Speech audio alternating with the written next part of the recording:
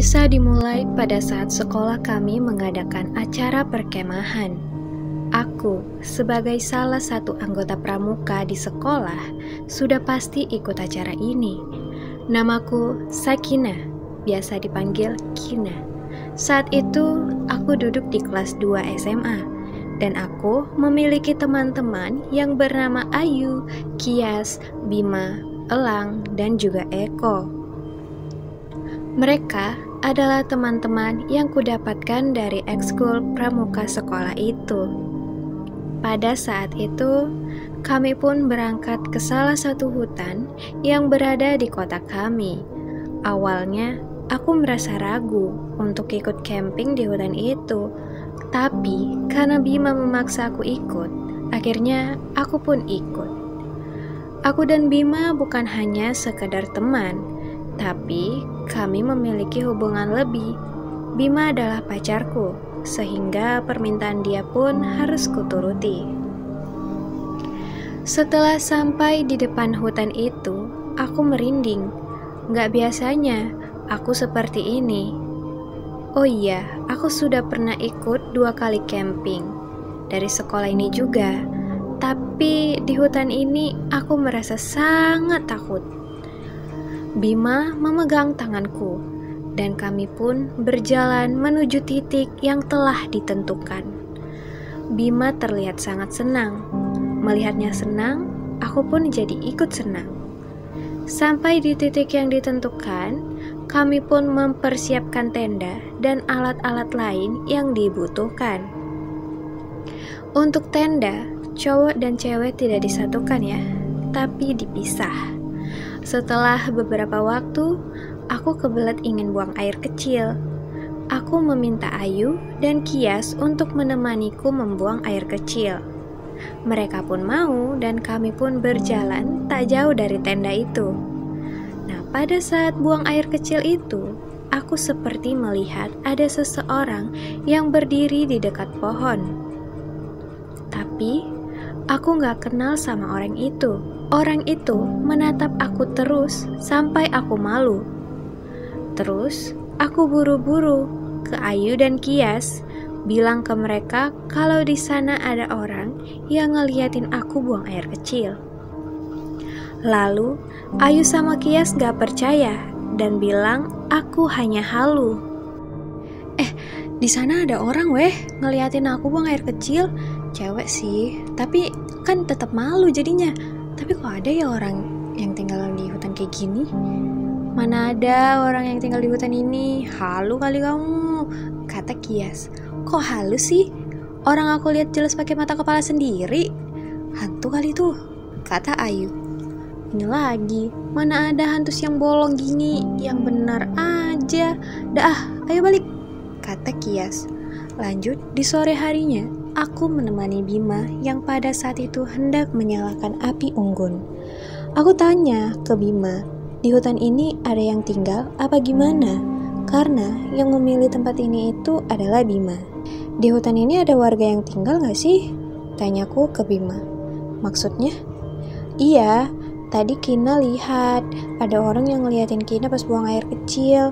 Kina heran kan, dia siapa? Terus ngapain ngeliatin Kina? Kataku ke Bima. Kina yakin, setahu Bima di sini nggak ada yang tinggal.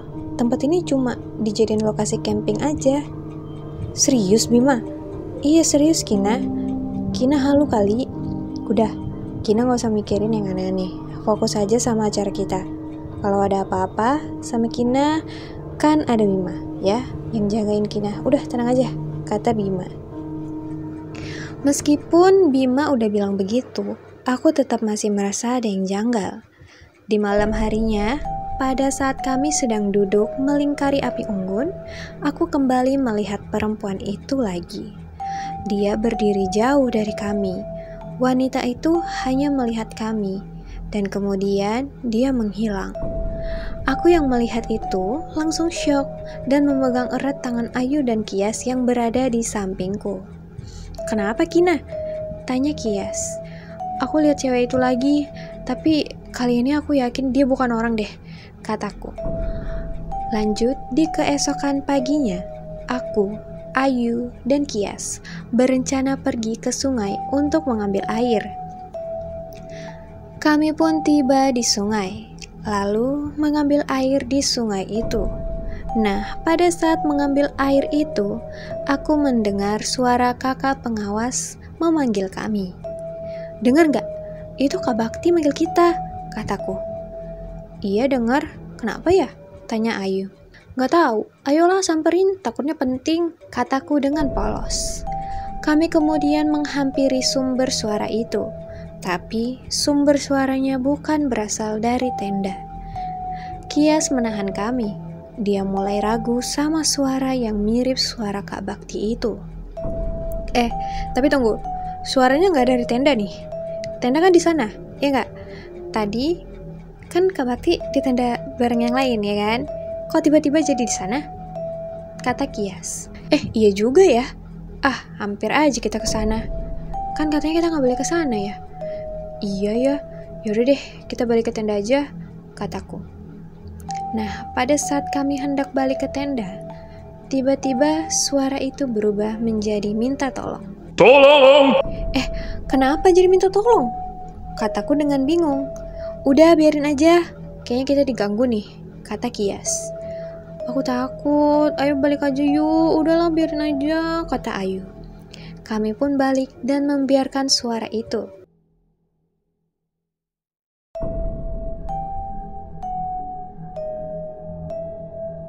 Pada saat di tenda, kami melihat Kak Bakti yang sedang duduk bersama kakak pengawas yang lainnya.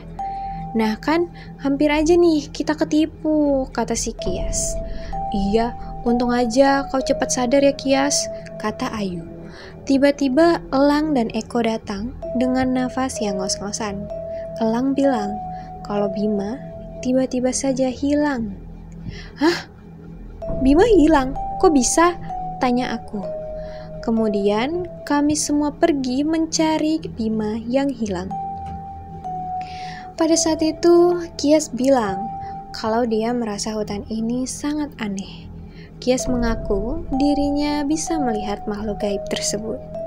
Dia bilang ke aku kalau yang aku lihat pas buang air kecil itu memang jin. Dan pada saat kami dipanggilin, Kias sudah tahu kalau yang manggil bukanlah Kak Bakti, melainkan wanita yang memakai suara Kak Bakti. "Terus kamu sekarang tahu nggak Bima di mana?" tanyaku ke Kias. "Bima diumpetin, kayaknya mereka ngincar kamu, Kina." "Hah? Kok aku? Aku kenapa? Kenapa jadi aku?" tanyaku ketakutan. "Aku masih belum tahu ya alasannya. Sekarang kita fokus aja dulu deh cari Bima," kata Kias. Saat semua orang sedang mencari Bima, tiba-tiba aku melihat wanita itu lagi. Lalu aku bilang ke Kias kalau aku melihat wanita itu. Lalu Kias pun mengatakan, "Udah abaikan aja."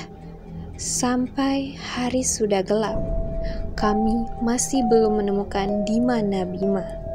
Yang lain sudah pada kelelahan dan mereka mulai ngantuk. Sedangkan aku masih khawatir dengan keberadaan pacarku. Aku takut dia nggak selamat. Dan di saat semua orang sudah tidur, aku mendengar suara Bima meminta tolong. Aku mencoba membangunkan Ayu dan Kias, tapi mereka tidak bisa bangun. Karena aku panik dan khawatir pada Bima, akhirnya aku nekat pergi menghampiri suara itu sendirian. "Bima," kataku terus berjalan menghampiri suaranya. "Kina, tolong Bima. Bima takut di sini. Kina." Pada saat menghampiri suara itu, aku tiba-tiba melihat di sekelilingku berubah.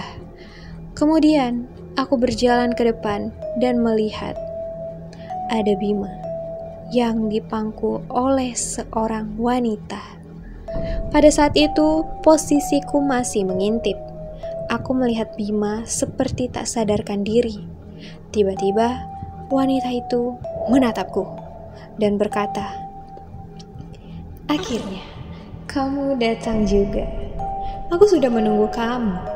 Kamu khawatir ya sama anak muda yang tampan ini? Dia baik-baik saja kok. Asalkan kamu mau tinggal bersamaku, kata wanita itu. Bima, Bima bangun, teriakku dari jauh, membangunkan Bima. Dia masih nyenyak sekali. Dia tidak akan mendengar suara kamu, sayang, kata wanita itu.